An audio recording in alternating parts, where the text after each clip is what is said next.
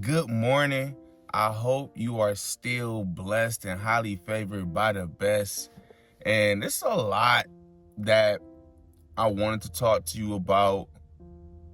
I was going to, I talk to you like regular, like like as if you were here. But someone told me yesterday that God doesn't require. This is like becoming a tough word to pronunciate all of a sudden. Let me slow it down. Require. We require. There we go. Require. God doesn't require a lot of our time. He doesn't require a lot of our time.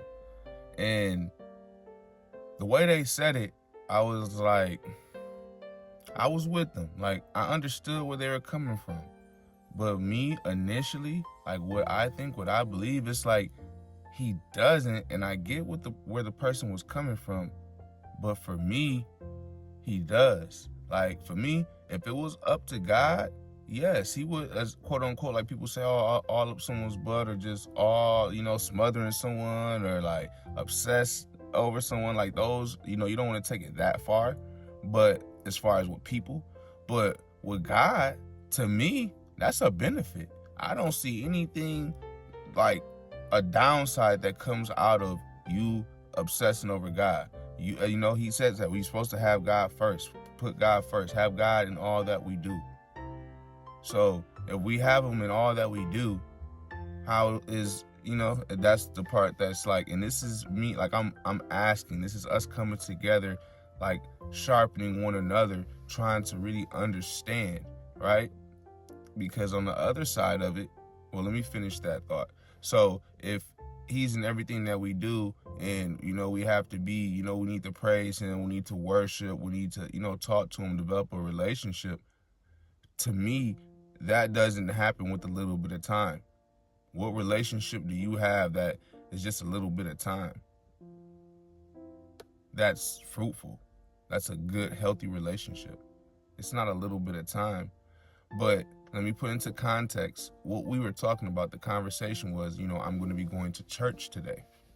So that's when it triggered the, God only requires a little bit of our time. I believe it was, meaning or relationship or correlation to the church service. Even though, no pun intended, my church that I currently attend now, like I don't even want to call it my second church. It's my church. It's my current church. But the point is, the service is a little longer, but I add on to that though. So let me throw that out there too, because they are so great and loving. They take the time to translate the service for me. So if you know anything about a translated service, is two languages. They're saying the message in one language and then translating it into another, basically line by line. But it's great and it's love. I'm not gonna lie. I'm not gonna be going to any church. I gotta be getting fed by the word, fed by the Holy Spirit, fed by God. And it's just a great environment, great family. It's just good. But point is, it is longer. But I believe she was referring to. But even if we had to go to church for the whole Sunday, which I'm not gonna lie, I grew up at my dad's church. We had to sit on the wooden benches, and it was a long service. It almost was an all-day service. They had like the little, and I don't know why I never really went to it. They had I think because it was earlier. So God bless the kids that was there early, basically the pastor's kids. They had to go to like the church little school, and then we went to the regular service, which was like all day, basically. The first part of it was like 4 hours. Then they let you, hour and a half, 2 hours for praise and worship. So that's really like 6 or 5. You can do the math real quick, but just follow me.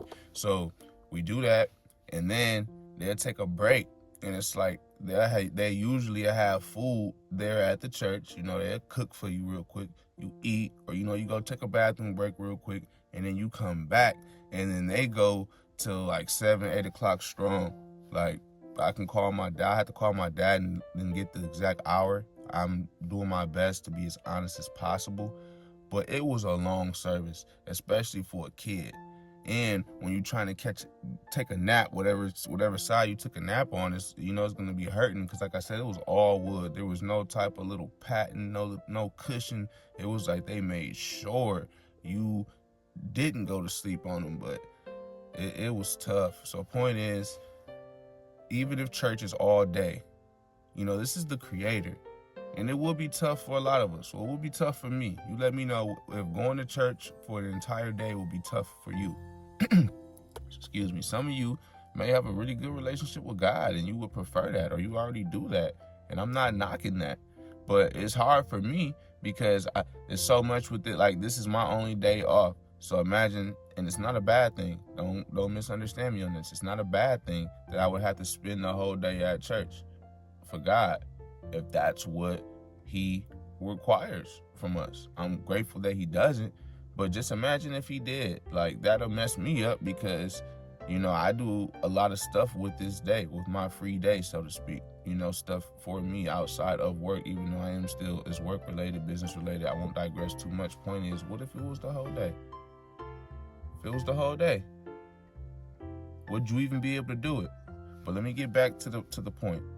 They were like, he only asked for a little bit of time, referring to the length of a service, and that's it, just a little bit of time. They kept saying that, and that's what made me think about it. Like, well, really, he doesn't. For me, he wants, I don't know, require and want, I have to ask him, but for me, he wants us to want it, so it's not a requirement in that sense, but I believe once you truly and really lock in with God, like, that's what He wants. He wants our time. He wants more. Wouldn't you? If you're a person if you are a person in a relationship, or have ever been, was there a point? My mom is an outlier, my mother, I love her. But is there a point where you just like, I don't want to see the other individual? Like, oh, I'm okay with the space. Like, oh no, like, don't come see me. I already seen you this month. How about you come see me at the end of December? I just saw you. Yeah, I really want to see you again at Christmas, babe. Like, imagine that. Like, no, that's not how relationships go. You want time. You want, or even just imagine I just only come see you, unless you have a job, and I'm going to try my best at this. We'll wrap it up, because I just feel like I don't want to digress too much. I just love talking to you. But if you had a significant other that only saw you once a week for an hour and a half or an hour at a time, would you really be all right with that? Will that last? Will that be sustainable? And then it's not ever going to change. If anything, sometimes I might not see you on that Sunday. And I get it. Some people have jobs. Some people, like, if you're in the military, things like that, I get it. But even then, they're able to see their significant other. More than that, or there is time where you're not always at work. Even if you drive, you have the option to have, your significant other with you. But if y'all have separate jobs, I get it. Stuff like this kind of happens, outliers, but I don't even believe it happens at that frequency. I believe the individuals, one way or another, find ways to spend time with one another. They call each other. They FaceTime each other, especially with technology. They'll meet up a little more often as time goes on, as they eventually get married, etc. The point is, the relationship and what is really required, what does God want, is a relationship that's just once a week. Sometimes I might miss it, and it's for no more than 2 hours, 3 hours, and that's it. Then you might see me in a month. You might see, some people don't go to church for, when's the last time you've been to church? This is our family. I believe in God, a believer in God. I share my real life story on here. I created multiple channels now just so I can primarily focus on God here. But how many, so I say all that to say this, I believe, the people who are watching now primarily probably, go to church, or maybe not. Could be a lot of people who don't. The ones who comment, I should say, probably go to church. But either way, let me know when's the last time you've been. And it's like, Does that cut it? Can we do that with our significant others? Just, oh yeah, I see you in 3 months. I keep saying that because I feel like that's the best way for us to really like, this is real. God is real. Jesus is real. If he was here living among us today, if we were on the timeline of living with Jesus, if you were one of his disciples, would you just be seeing Jesus on Sunday at church? I'm pretty sure we ought to be going to church if Jesus was there. But even then, it's just like, if that's enough for you, like, and I do it. That's why I got to take my butt to church, because it's time. But throughout the week, though, I'm praying, or I try to. There's sometimes where I get so wrapped up in myself, I'm not going to lie, it's happened before. But now I try to make a conscious decision to know, like, no, God, Jesus, always with me. Like, do I want to go? There's other things I want to do besides going to church. This is my only day off. But I know I need to sacrifice. I need to go break bread. I need to go say what's up. I need to go praise. I need to go thank. I need to be grateful. I'm above ground. So, and it's like every week I need to have that mindset and do it. And through the rest of the week, I not forget about them. It's not just, to me, that relationship I don't know about that one. But know that I love you. Know that you're blessed by the best. Know that I appreciate you. I respect you. And I'm definitely going to see you in the next video.